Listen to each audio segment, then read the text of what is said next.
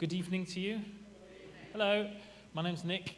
I'm the minister of the church here with my wife Marjorie. We're going to speak tonight because we're reminding ourselves of the story of God. It's really, really good news, you know.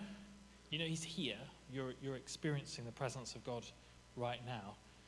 So let's enjoy it. Let's dig into what he has to say to us and to those people who are joining us online as well.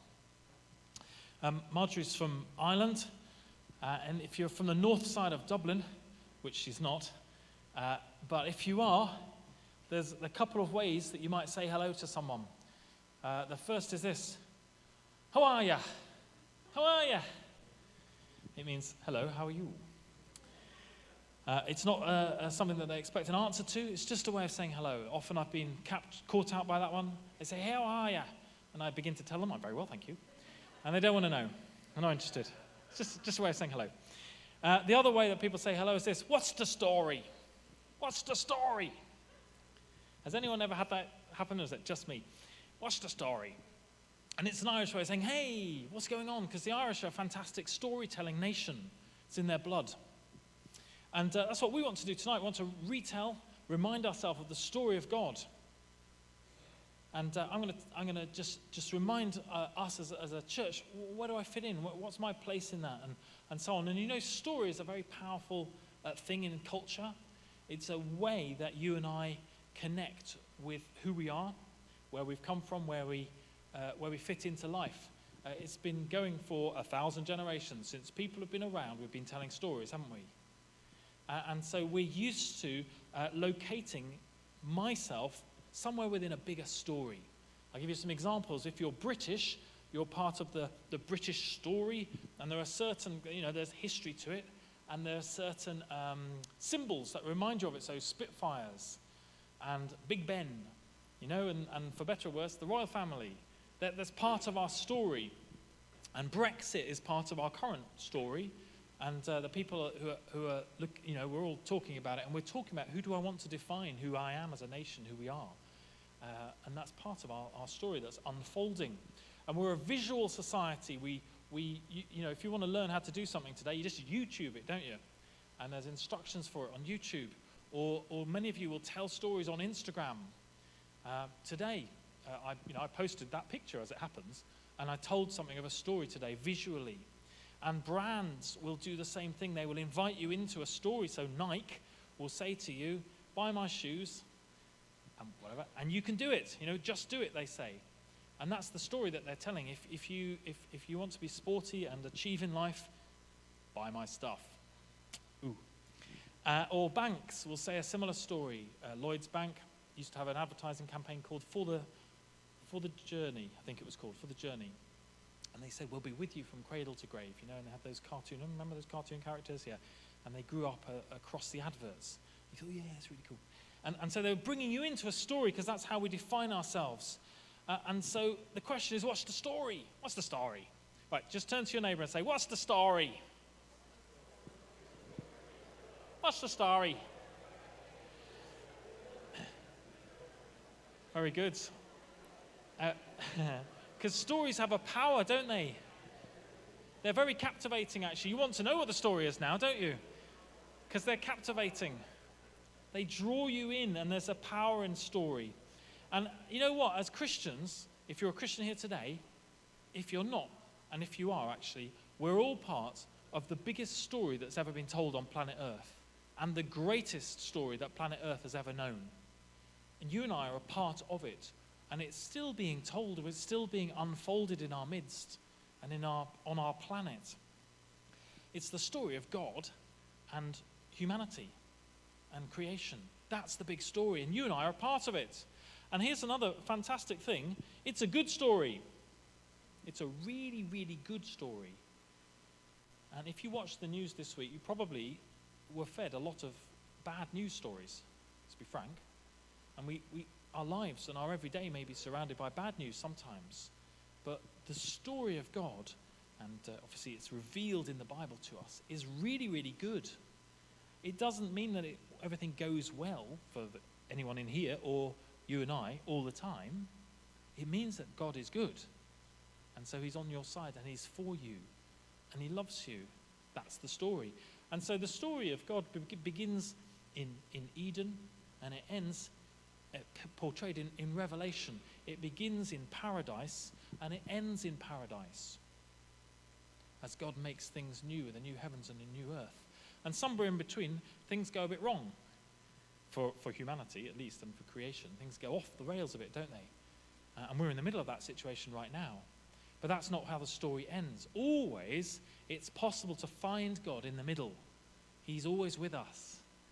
It's not that he kind of set things rolling in the beginning and it's all going to be okay in the end. He's rather disappointed with the middle bit. That's not what God's like. He's still the same. And so he's to be found right in the middle of our mess and of our questions, of our troubles and our woes and so on. But ultimately, the good news, the way the story ends, is that there is redemption. Things come back together again. Things which were broken. God is really, really good at fixing stuff that's broken. It's part of his job description. It's what he does. Jesus died on a cross to fix that which was broken, to break those chains. And so somehow in this big story, you and I can locate ourselves, whether we're having a good time or a difficult time, a challenging time or a fruitful time, and everything in between. You can find yourself in the big story of God. And it's not just about ideas. It's not just about a set of doctrines or a vision statement that we might put up on the wall or any of that stuff. It's not about information. The greatest story ever told is about being part of a family, the family of God on planet Earth, and part of a cause, the greatest cause known to man. And what that does is it gives us a purpose, something to live for, something to wake up in the morning for, something to praise God for, something to say thank you for, always. It's the greatest cause known to man. It's something worth dying for. People have done that over the years. Jesus died for the same cause, to call you and me into family. And this morning I was chatting to a young lad who was 4 on the front row, and his name's Asher. And I said to him, Asher, it was very convenient. What happened, it was amazing. I said, Asher, do you know that you're in the Bible? Because I was thinking about story and locating ourselves. And we located because his Bible was open to Numbers chapter 1. And there it is, about verse 12, verse 14. Asher is written down right there. And I was like, look at that. You're in the Bible. And he was like, ooh. And we located Asher in the story of God, the tribe of Asher. And we worshipped this morning and we sang Amazing Grace. Very powerful song. I don't know if you know the stories behind it. And I told my son, who's 9, I said, do you know the story behind this? There was a guy called William Wilberforce. He said, who? And I said, William Wilberforce is an MP around the turn of the 19th, so about 1800. And William Wilberforce was a Christian. And he gave his life to a cause. And the cause was the abolition of slavery in the British Empire. He again and again, he brought before Parliament a bill to have slavery abolished, to declare it illegal, because it was wrong and sinful. And again, the Parliament refused to pass it. And people stood against him because it was in their interest. It was a power play.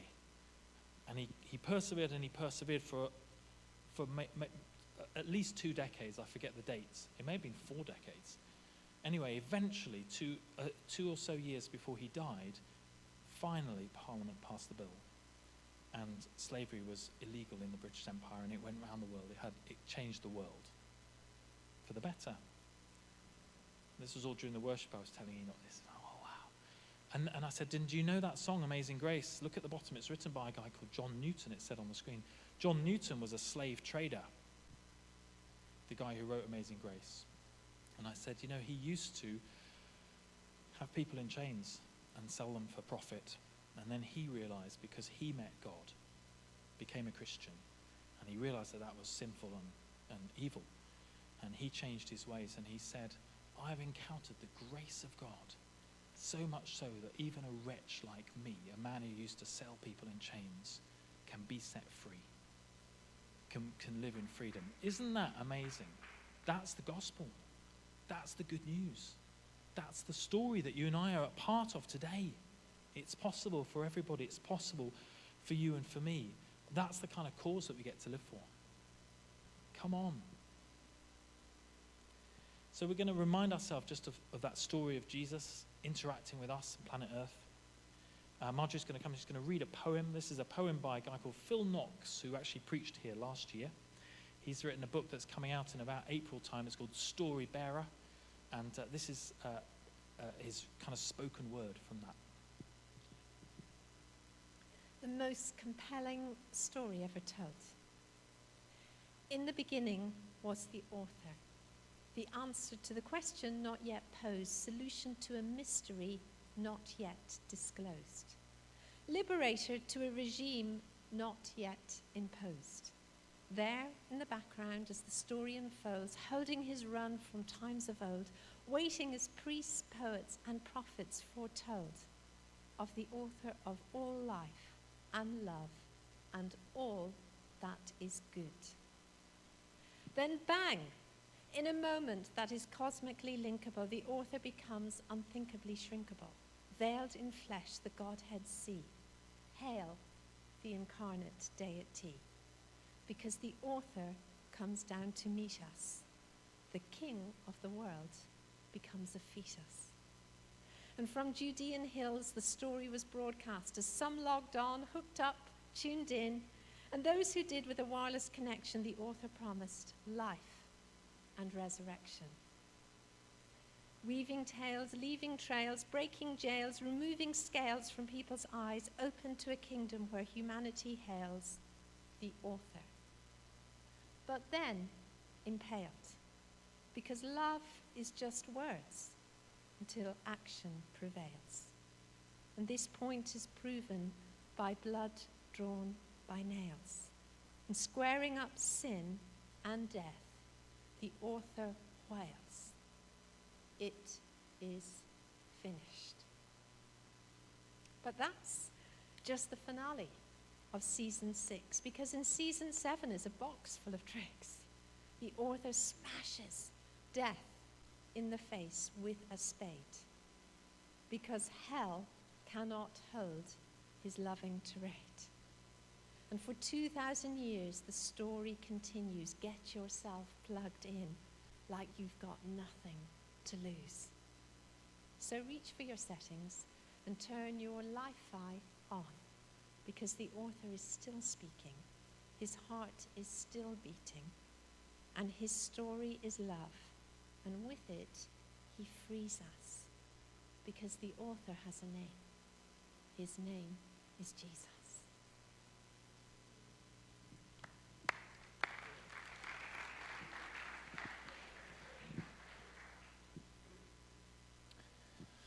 Wow, love that. Thank you. It's the story that you and I are part of, and if you're not today following Jesus, you're invited to be part of that story, to join in. And as we think about this idea of a story, I want to talk about a couple of kind of aspects. Stories have ways that they're made up. They have a beginning, a middle, and an end, and so on. They have a structure, and they have themes. And one of the big themes of the big story that you and I are a part is what Jesus says at the end of Revelation chapter 21. He says, "Behold, I make all things new." Like I said, he's really, really good at fixing stuff that isn't working out. And he says, I'll make planet Earth and the heavens new heavens and a new earth. But it's a promise, and it's something to hold on to, like I say, but it's also true today. And that's part of our story, and we have to remember it. We have to live like that. Jesus is out, he's outside of time, and there's nothing impossible with God. He doesn't know the word impossible. There isn't a category of impossible in him. And it means that because God is in our midst, when we invite Holy Spirit into our lives, those things which we're struggling with, or those things which are not godly, can be changed, can be shifted. The promise of "Behold, I make all things new" can be today and tomorrow. And so we believe as a church that things can be transformed. We believe in the transformation of God. In fact, I've seen it in your lives, and I know it in my life over the years. Show me your hands if you guys have been changed or transformed by God in the last few years, in the last few months. Of course. Thank you. It's what he does. He makes us new. In different ways, he reforms us. And so if something needs shifting and transforming, you're in the right place. You're connected in with the right God. He can do it. And we believe in the supernatural. We believe in praying for miracles and asking God to do things beyond our physical or physics explanation, because God is a miracle. It's all supernatural to him, and it's all possible to him. So we're not asking him to do something that he's not capable of doing when we're praying for healing or for a change in circumstance and so on. It's just who he is. We're just saying, Jesus, will you be what you're like in the heavens? Will you be like it on earth? Just be yourself. Be yourself. Let loose. Because he's already supernatural. He has the power of creation. He doesn't find that difficult at all. That's why we say, your kingdom come. That's what that prayer means. And so, as a church, let's set the faith bar really high. This is a good God and a big God. And he asks us to go for it with the same kind of, let's shoot for the stars, same kind of faith. It's not a risk when you do that, because he is like that. It's not, if I shoot too high, I'll miss. No, not at all. God is, you can't outgun or outshoot or, you can't outfaith God. So go for it. He's not going to run out. So that's the theme. Behold, I make all things new. How does the story work? How does it fit together? Well, okay, let's look at Matthew's gospel.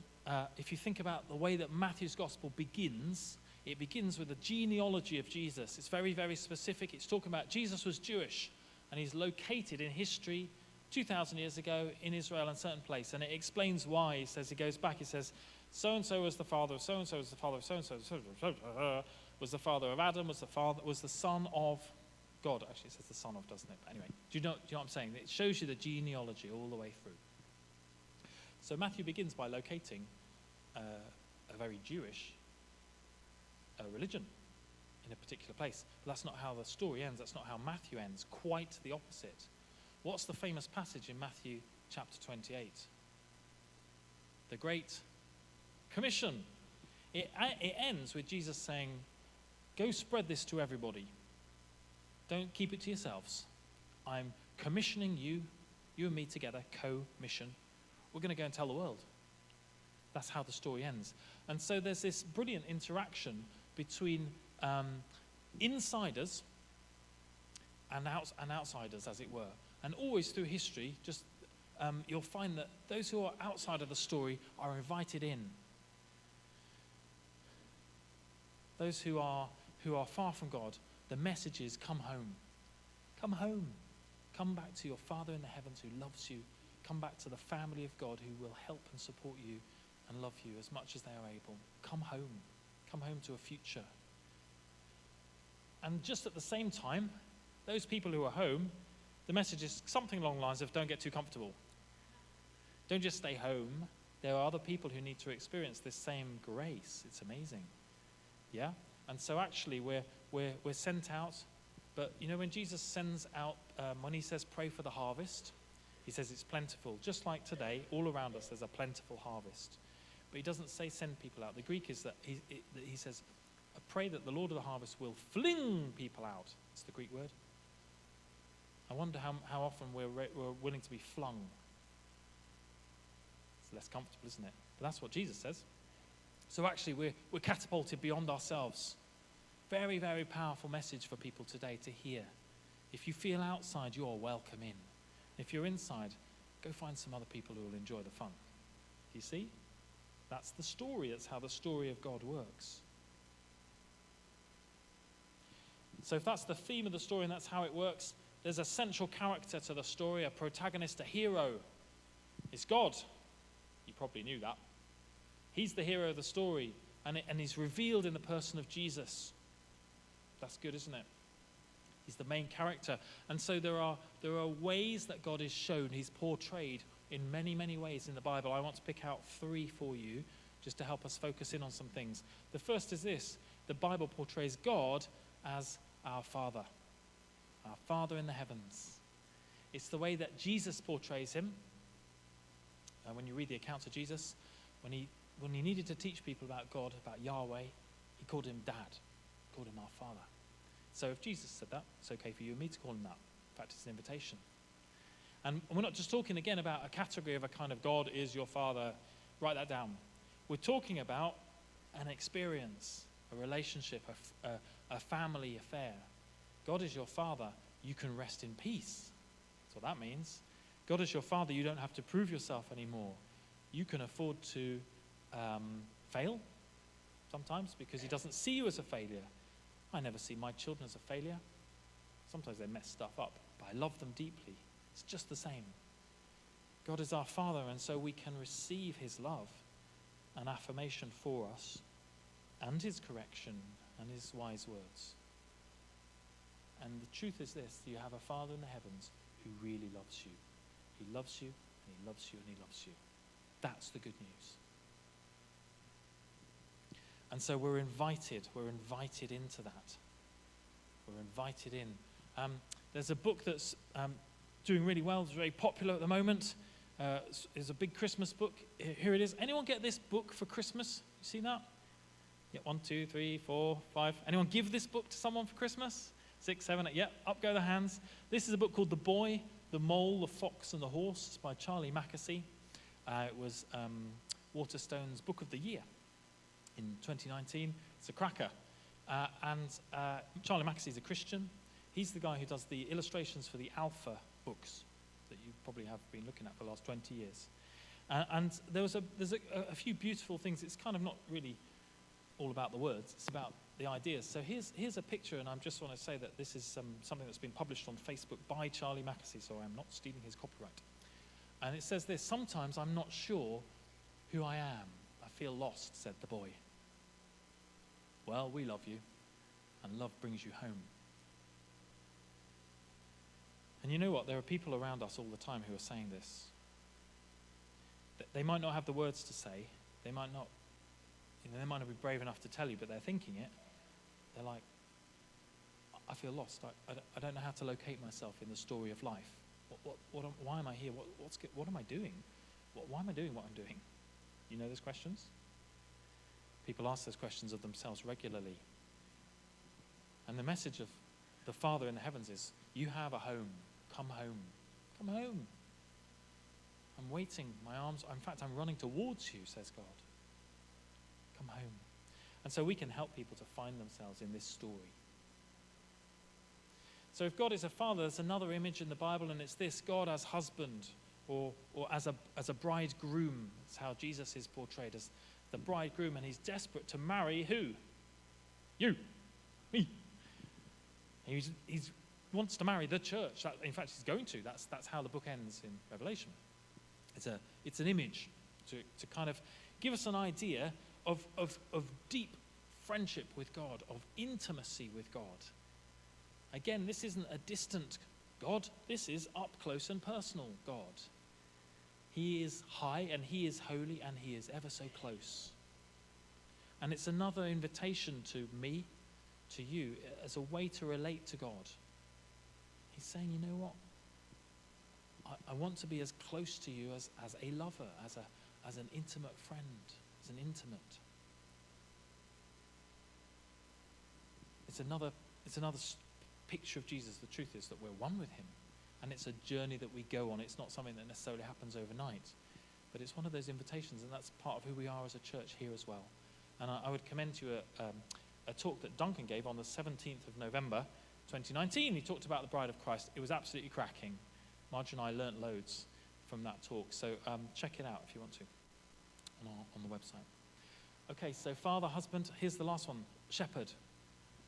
God is portrayed as a good shepherd in the Bible. So Jesus uses this illustration in Luke 15, verses 3 to 7. He says this. It says, Jesus told them a story. That shouldn't surprise you. Jesus told them a story. He says this: if a man has 100 sheep and one of them gets lost, what will he do? Won't he leave the 99 others in the wilderness and go to search for the one that is lost until he finds it? And when he has found it, he will joyfully carry it home on his shoulders. When he arrives, he will call together his friends and neighbors, saying, "Rejoice with me, because I have found my lost sheep." And then Jesus goes on, he says, in the same way, there is more joy in heaven over one lost sinner who repents than over 99 others who are righteous and haven't strayed away. That's a really radical story, because the answer to the first question, what would a shepherd do if he had 99 sheep and one went astray, usually is stay with the 99. And he turns it on his head. It's a picture of an unrelenting God. He's after me and you and the lost. He's after those in your family who don't know him yet. He's after them in a good way. He's pursuing them. He's going to help them. He doesn't want anyone to be lost. It's a beautiful picture of a God who will go and go and go. And he's so relational. It's about friendship with God. That's what he's calling us into. And Jesus paid a price. In fact, it's extraordinary that Jesus told that story, because he knew the price that was going to be paid for it. And in the story, the shepherd puts the sheep over his shoulder and carries it home. And that's not even the end of the story. The end of the story is a big party. When God's like, yes, I got my man. Yes, I got my woman. Do you see? And he says it's time to be joyful. And yeah, actually, we need to be joyful about these things. Yeah, there's a harvest. Hooray, there's a harvest. We get to be part of it. People are being saved from something. We're saved from something, and we're saved for something, aren't we? And so this isn't a one-way relationship where God gives everything to us. We have to be willing to stop for the one, for that person in front of us that we know who is lost. And here's another image from Charlie Mackes's book.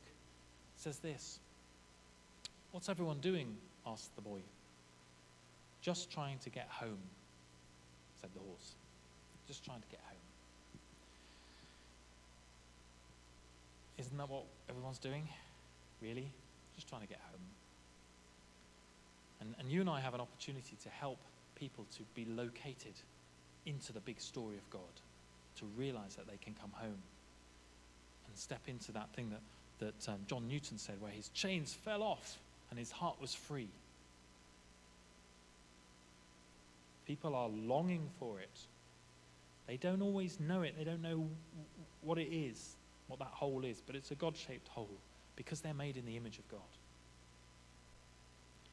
And so let's allow ourselves to hear the heart cry of God for the lost. Let's not suppress that. It's part of who we are as a church. We partly exist for those people who don't yet know how good God is. So we spend our money and our time trying to show them, as well as hanging out and having a good time ourselves.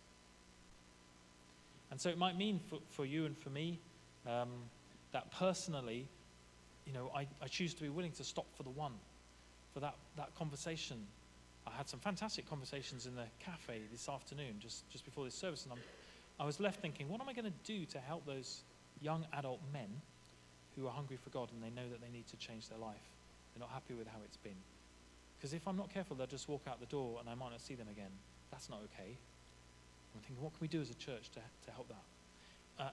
And sometimes it might mean that you have that coffee, you have that extra coffee, wait that extra hour with that person, or you give them a bit of time and attention, and you give of yourself. You're actually willing to say with your mouth, you know what, this is my story of my interaction with God. This is where I fit in the story. Let me show you how you can fit in the same story. This is my story. What's yours? Where do you fit? And sometimes it's costly, isn't it? Because it's uncomfortable perhaps, or it's hard work. And so it might be that we need to, well, I think it is, that we need to be willing to do that. It might be that we need to give something of our time or of our attention or of our resources. And for example, finance is an example for us as a church. As we talk about vision and what we do, that costs money to do what we do here. And so if you're part of the church, I would ask you to be part of it financially as well, to give into the way that we do things together, because it's a family affair. And I'm not ashamed to say that. We're a self-funded organisation that we spend the money that we receive from each other. It's our money. And as we do that, we try and do that with accountability, and we're a charity, and we publish our accounts and so on, and we take that really seriously. And if you want to find out more, there's a booklet here. It's called Giving. It will explain some of the why behind how and why we give as Christians. And there's an opportunity to set up online giving and so on that will help that to happen. So please do that.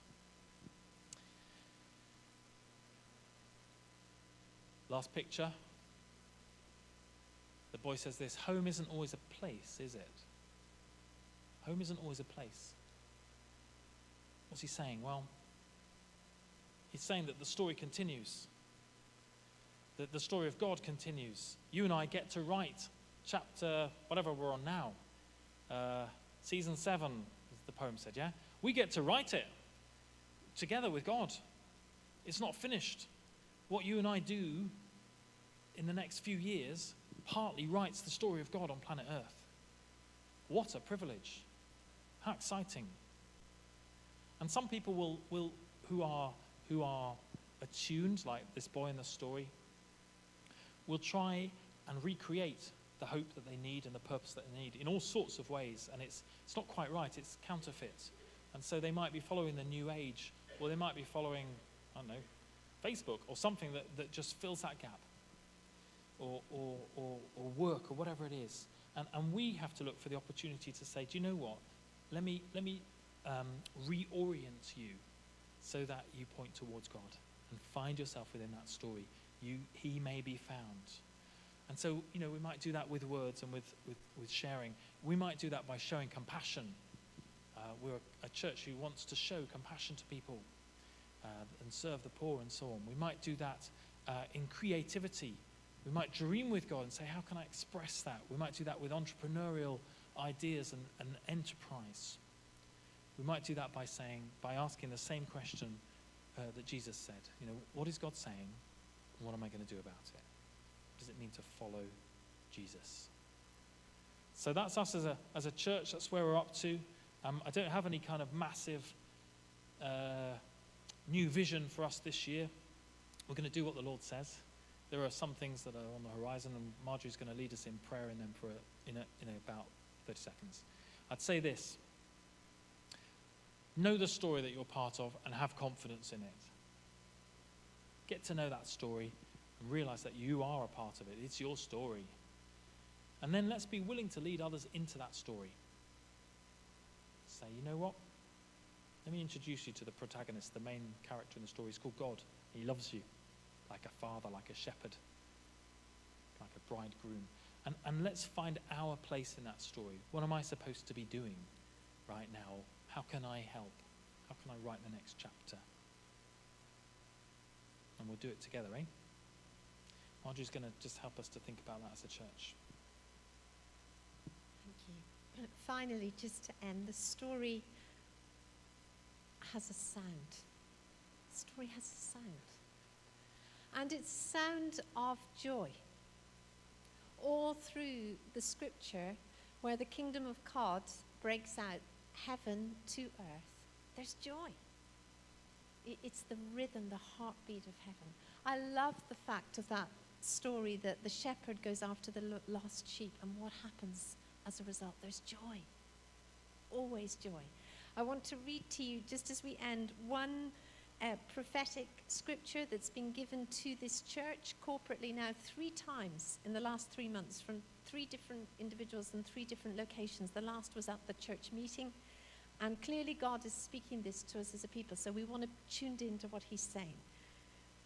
Reading from Isaiah 54. Enlarge the place of your tent. Stretch your tent curtains wide. Another translation says, lift up your tent pegs and put them down. Elsewhere, do not hold back. In my translation it says, spare no expense. Lengthen your cords, strengthen your stakes. For you will spread out to the right and to the left.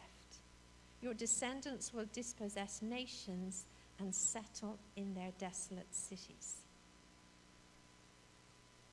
And we know as a team here, we were meeting this week as senior leaders, we know that clearly God is speaking to us very specifically about expansion at this time.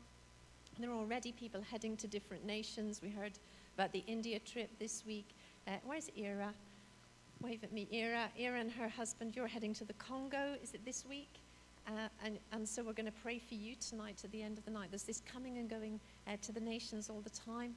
We know that clearly he may be asking us to plant more churches. on into the future. He's been specifically speaking to us about expanding our territory, and we've been praying for this building next door that's laid a ruin and empty and desolate now for over a decade. And we happen to have a vision for that particular space that once was the original property of this church, that would be a center for youth, for this city, for this region and beyond, a center of well-being. We've been praying about that. So we know that there now is a season, we're in a healthy place to do it for multiplication. But watch the few lines that come before that word of multiplication, echoed by the prophet. And if you don't understand the context for it, it almost seems strange, like a smack in the face or insensitive. Sing, barren woman, you who never bore a child. In other words, see the joy before you even see it. Burst into song. Shout for joy, you who were never in labor, because more are the children of the desolate woman than of her who has a husband. As Nick mentioned, we're clearly in a season of salvation. People are coming to faith all the time at the moment. It's amazing to be part of. But friends, honestly, I believe this is like a foretaste for many, many more to come. And what the Father wants to say to us as a people is, receive my heartbeat. Lost people really matter to God. That cry of that echo, come home, is what he wants us to carry. That we share his heart. And what you and I have come to experience could overflow with joy from our lives to others.